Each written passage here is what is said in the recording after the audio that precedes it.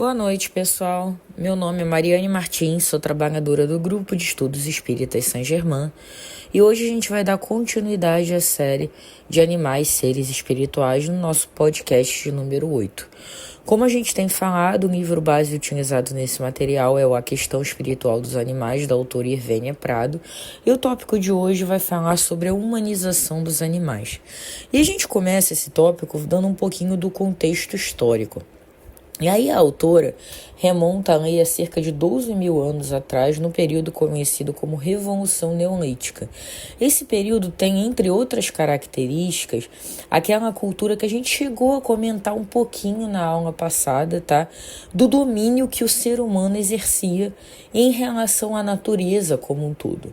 E esse domínio ele era manifestado de várias formas, inclusive com a parte ali do domínio sobre o plantio, da questão da agricultura e também o domínio sobre os animais.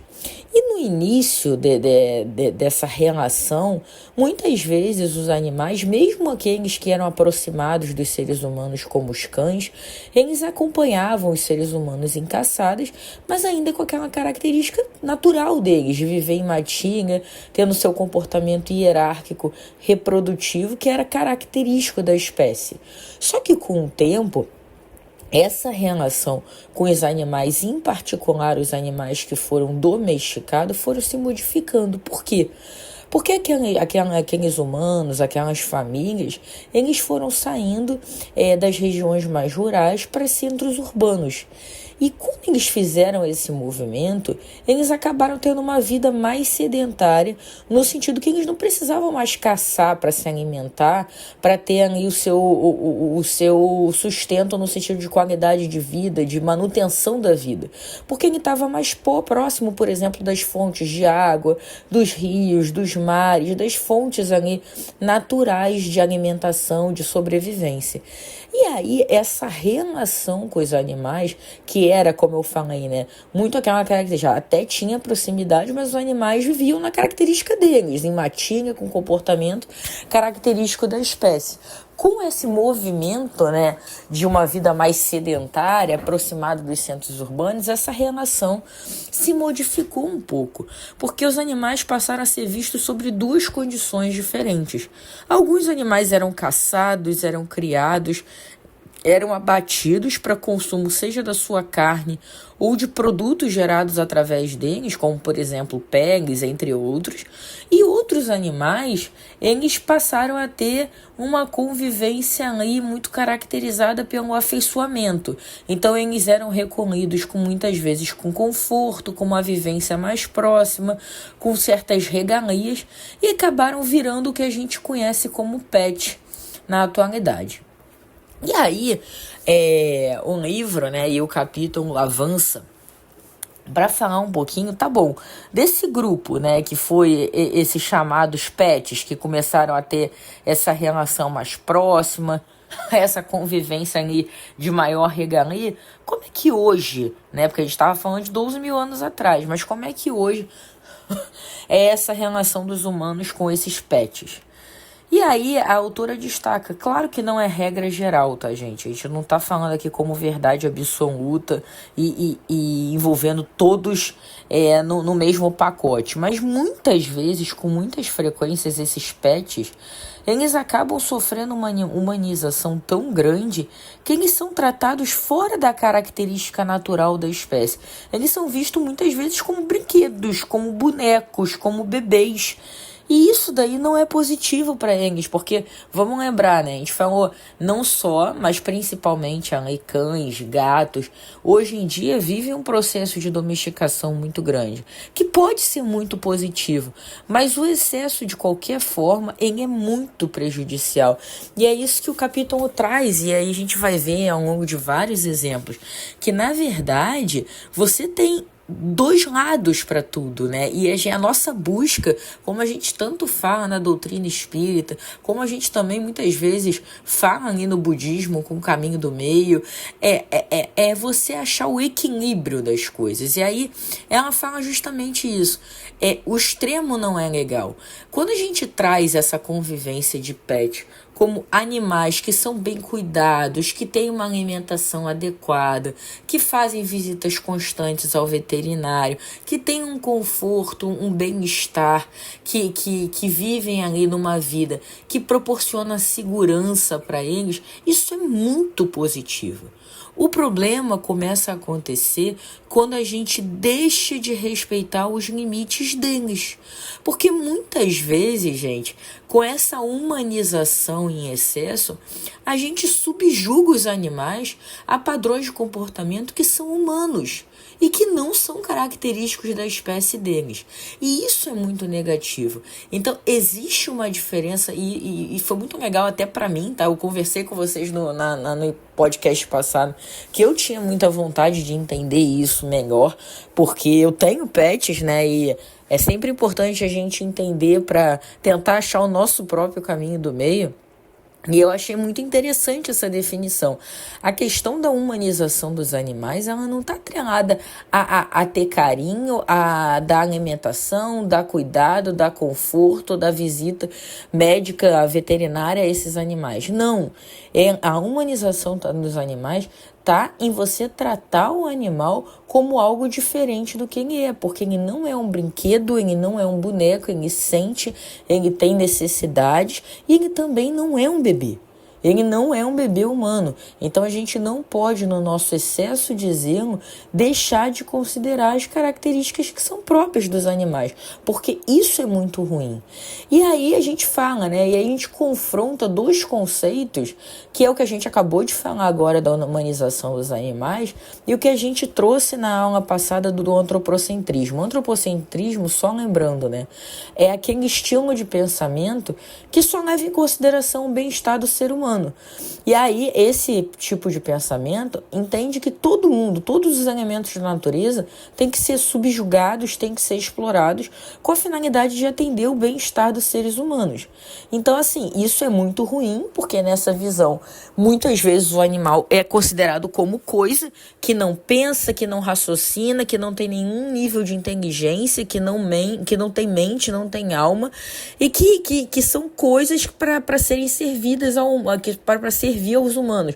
Isso acontece muito, por exemplo, lá no antropocentrismo, como a questão dos animais de produção, os animais utilizados para testes. Então, assim, essa visão trata o animal como coisa e subjuga o animal no sentido de que tira todo e qualquer direito desse animal ao tratar ele como uma coisa que serve apenas ao interesse humano.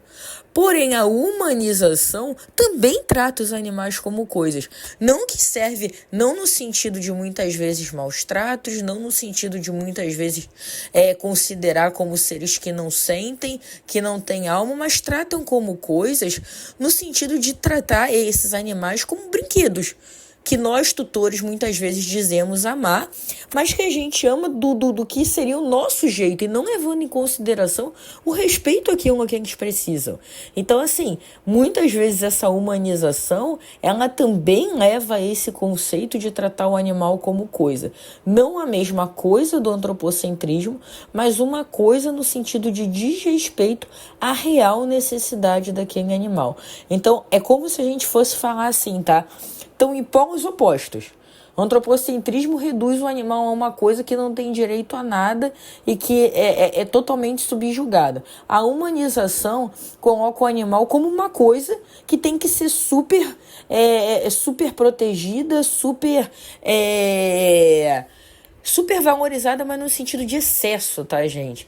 E também desconsidera a real necessidade. Então, acho que o principal ponto aqui, que eu não tinha essa noção, eu acho que eu achei uma noção muito válida, é que tanto o antropocentrismo quanto a humanização nos afastam do caminho do equilíbrio, nos afastam do cuidado real, que traz o bem-estar real e leva em consideração o que os animais que a gente tanto diz amar efetivamente precisam. E aí a gente entra no porquê, né, gente? Por que acontece essa humanização? E aí a Irvênia traz a visão ali da doutora Hannelore Fuchs, que é médica veterinária e psicóloga de uma clínica em São Paulo, e que também é idealizadora e criadora da ONG Pet Smile, que promove visitas de animais a pacientes internados em hospitais. E ela traz o seguinte, tá? Eu vou ler o trecho. O grande atrativo para a humanização dos animais é que eles são uma fonte inesgotável de afeto. Um cão não reclama se você chega tarde e está sempre disposto a dar uma voltinha. Podemos desabafar sem sofrer críticas. É o relacionamento perfeito. Assim, colocamos os animais no patamar dos seres humanos, com a ilusão de que irão preencher nosso vazio. E esse texto dá muito o que pensar pra gente, né?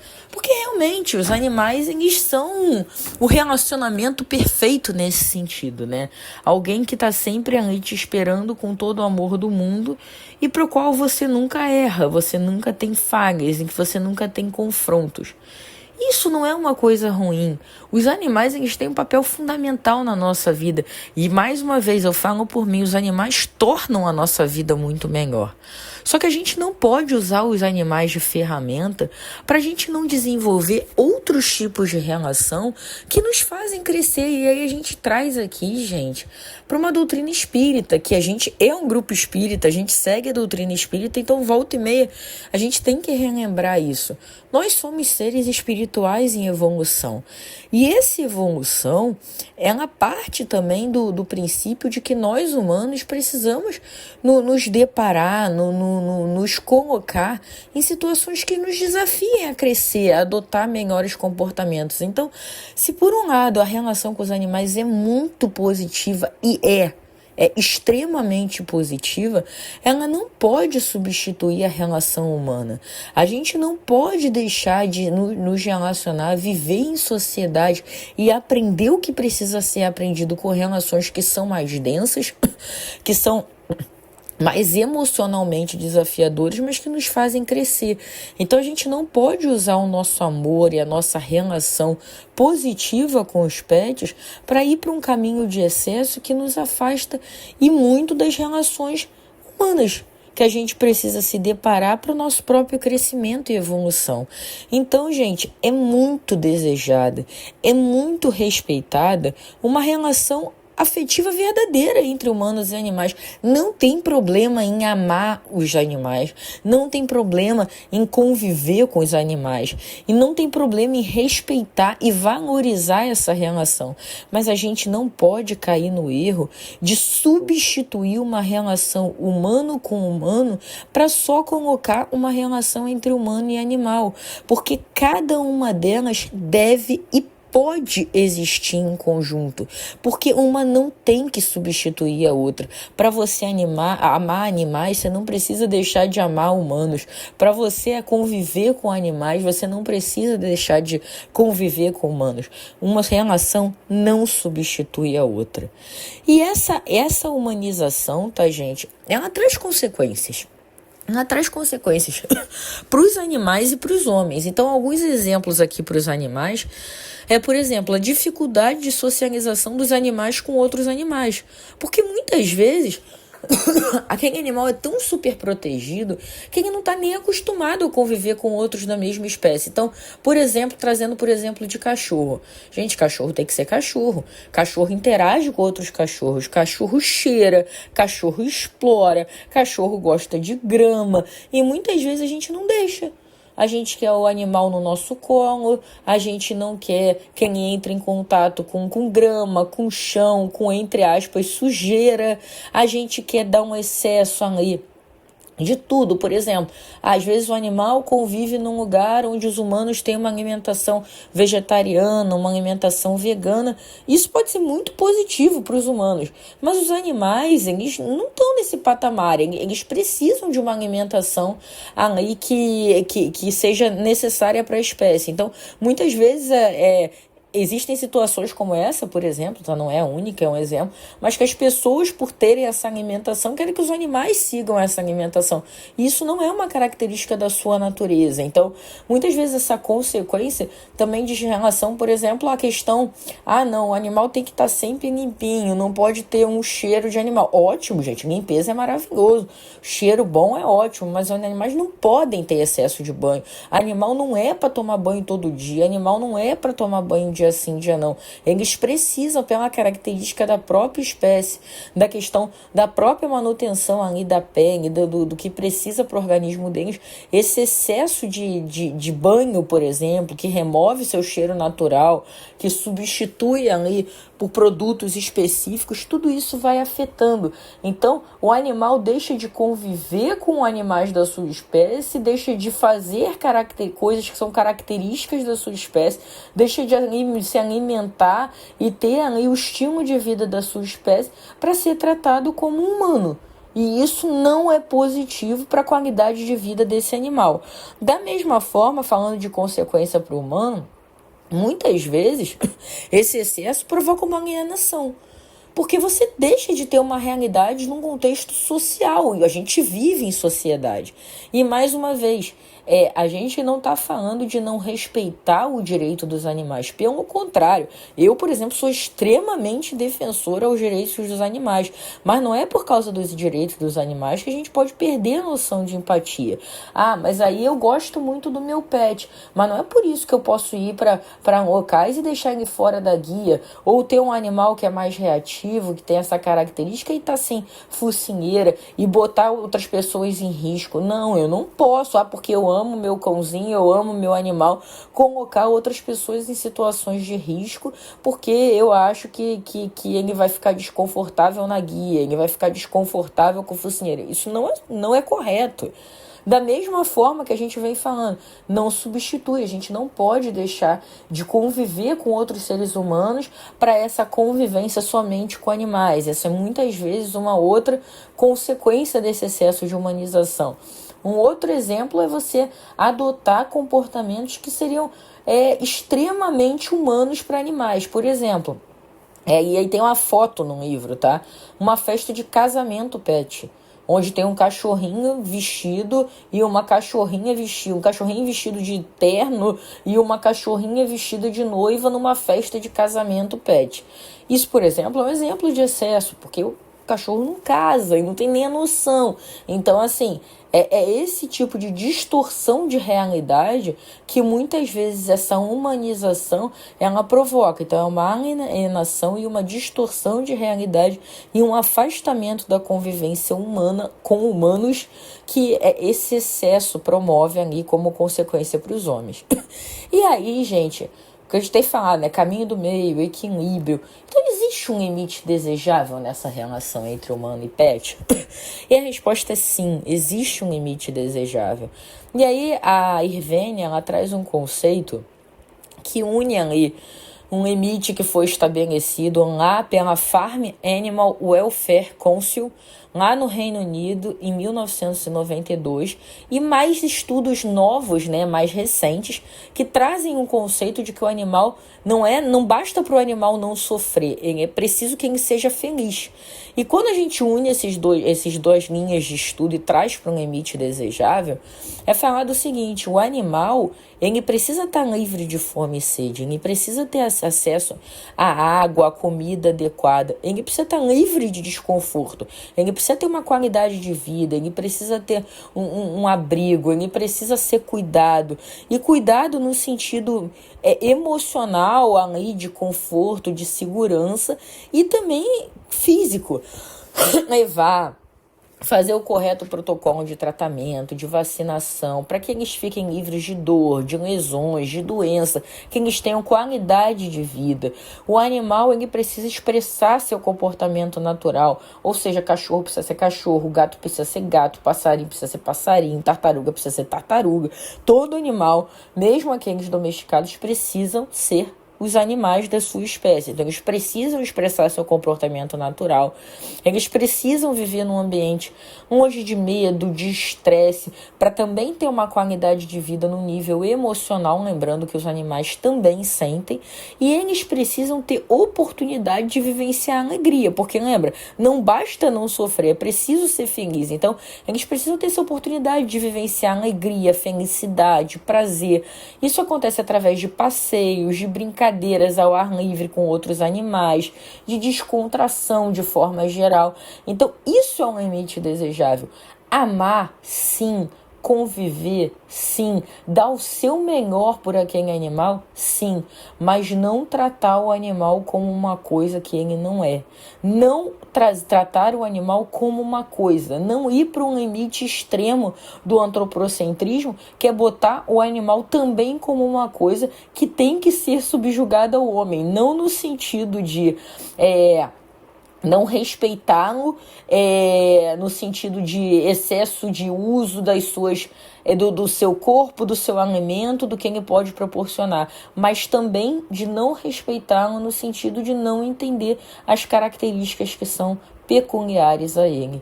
Então, o limite desejável é amar, é cuidar, mas é não humanizar, é tratar o animal como o animal que ele é e que ele precisa de respeito e qualidade de vida adequado às necessidades da sua espécie. E a gente fecha esse capítulo de hoje, trazendo uma mensagem de Mahatma Gandhi, que fala pra gente: seja a mudança que você quer ver no mundo. Afinal, a grandeza de uma terra e o grau de civilidade do seu povo podem ser julgados pela forma como cuida e se relaciona com os animais. Então, que a gente sempre possa respeitar, cuidar e amar os animais na medida certa, sem nos alienarmos e sem cometermos excessos de qualquer espécie. É com essa mensagem que a gente fecha o capítulo de hoje. A gente se encontra no mês que vem para mais um tópico polêmico, mais um tópico complexo, mas também mais um tópico extremamente interessante, que é sobre a eutanásia em animais. É isso, pessoal. Um grande beijo. Até mês que vem. Tchau, tchau.